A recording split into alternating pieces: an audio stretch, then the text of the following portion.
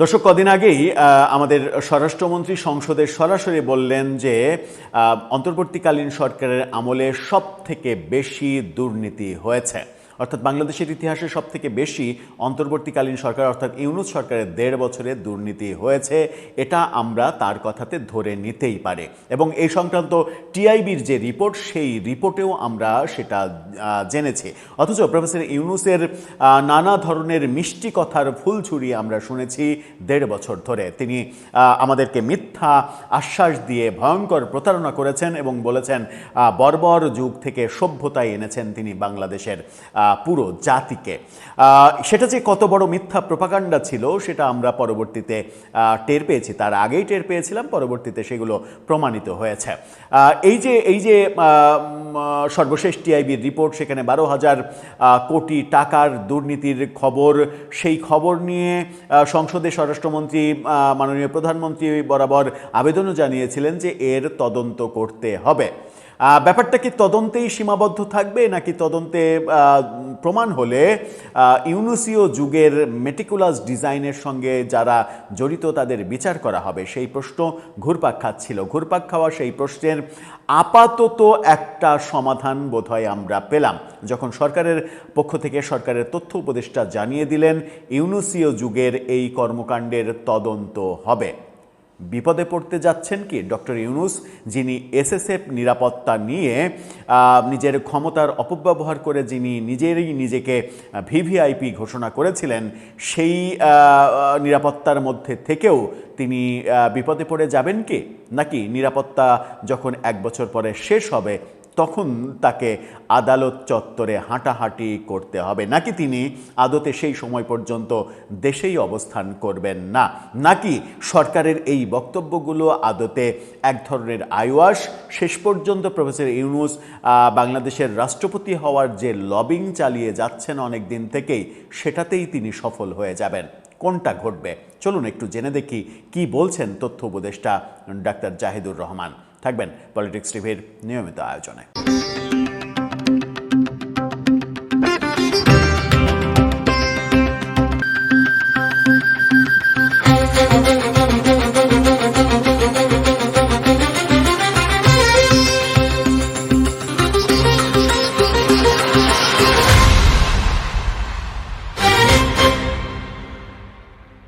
দর্শক, বলছিলাম অন্তর্বর্তী সরকার ইউনুসীয় যুগের তদন্ত হবে, দুর্নীতির তদন্ত হবে, তদন্ত করবে বর্তমান সরকার, এই ঘোষণা এসেছে।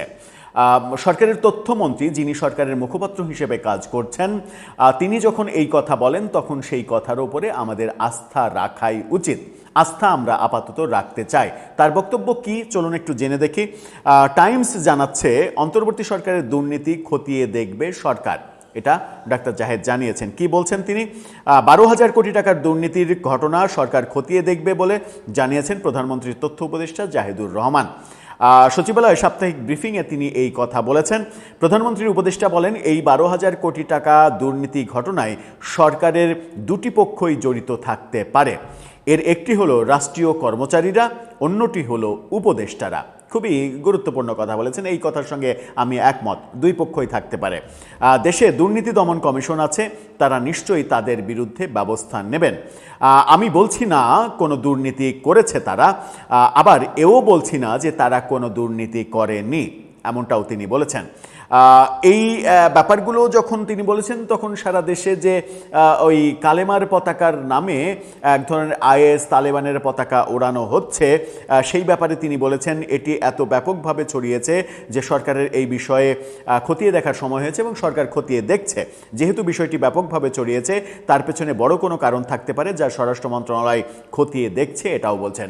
আমি আজকেই অনলাইনে ফেসবুকে দেখলাম যে একটা বিজ্ঞাপন, এই পতাকা বিক্রির বিজ্ঞাপন, সেখানে ভয়ঙ্করভাবে যেটা উঠে এসেছে সেটা হচ্ছে যে একটা ডিজাইন করা হয়েছে যেখানে বাম সাইডে বাংলাদেশের পতাকার ডিজাইন এবং তার ডানে ওই কালেমার যে ব্যাপারগুলো, আইএস এবং তালেবানরা যে স্টাইলে যে ক্যালিগ্রাফিতে ওইগুলো লেখে, সেই ক্যালিগ্রাফিতে লেখা নতুন ডিজাইন। আর একটা ডিজাইন দেখলাম, এক পাশে বাংলাদেশের পতাকা আর এক পাশে ইরানের পতাকা, মাঝখানে ওই লেখা এভাবে ব্র্যান্ডিং করে বিজ্ঞাপন দেওয়া হচ্ছে যে আপনি 100 পিস চাইলে আপনার প্রতিষ্ঠানের নাম সহ আপনাকে ছাপিয়ে দেওয়া হবে এবং আপনার কাছে পাঠানো হবে। এই ভয়ঙ্কর কাজগুলো চলছে। ব্যাপারটা যদি সত্যিই ভয়ঙ্কর হয় তাহলে বোধহয় খতিয়ে দেখা উচিত। যে আলোচনায় ছিলাম ইউনূস সরকারের তদন্ত, ইউনূস সরকারের দুর্নীতির তদন্ত, সেটা যদি সত্যিই বিএনপি সরকার করে তাহলে আমার মনে হয় বিএনপি সরকার জনগণের কাছে বাহবা পাবে। কারণ মানে অপরাধী শেখ হাসিনা যখন আমরা ভাবছি, কিংবা শেখ হাসিনার সরকারকে যখন অপরাধী ভাবছি, তখন কিন্তু অপরাধী হলে তার বিচার হোক কিংবা সেই ব্যাপারে তদন্ত হোক, এই ব্যাপারে কেউ দ্বিমত করবে না। কিন্তু অপরাধী যখন ইউনূস সরকার কিংবা ইউনূসের বাহিনী, তখন তাদের বিচার হবে না, তদন্ত হবে না, তাদের ব্যাপারে ভাবা হবে না। এটা যদি হয় তাহলে একই দেশে দুই আইন মানে প্রতিষ্ঠিত, এটা কিন্তু প্রমাণিত হয়ে যাবে। আর সেটা কখনোই গণতন্ত্রের লক্ষণ কিংবা গণতন্ত্রের চর্চা হতে পারে না। গণতন্ত্রের চর্চা সেটাই মানে আসলে হওয়া উচিত যেখানে সব কিছুতে সমতা দেখা যাবে, সেটা বিচারে কিংবা উপহারে। বিচার আপনি এক দলের একই কাজের জন্য এক দলের করবেন আর এক দলকে আপনি রেহাই দেবেন, এটা হতে পারে না। এবং প্রফেসর ইউনূসের শুধুমাত্র দুর্নীতি না, আজকে জঙ্গিবাদ যেভাবে বাংলাদেশে মাথাচাড়া দিয়েছে, ভয়ঙ্কর অবস্থায় চলে যাচ্ছে, সেই দায়টাও কিন্তু ইউনূসীয় যুগের ইউনূস সরকারের। কারণ জেলে আটকে থাকা সমস্ত অপরাধীকে তিনি মেটিকুলাস ডিজাইনে ছেড়ে দিয়েছেন। দর্শক, আপনার মতামত এই ব্যাপারে জানিয়ে লিখতে পারেন আমাদের কমেন্ট বক্সে।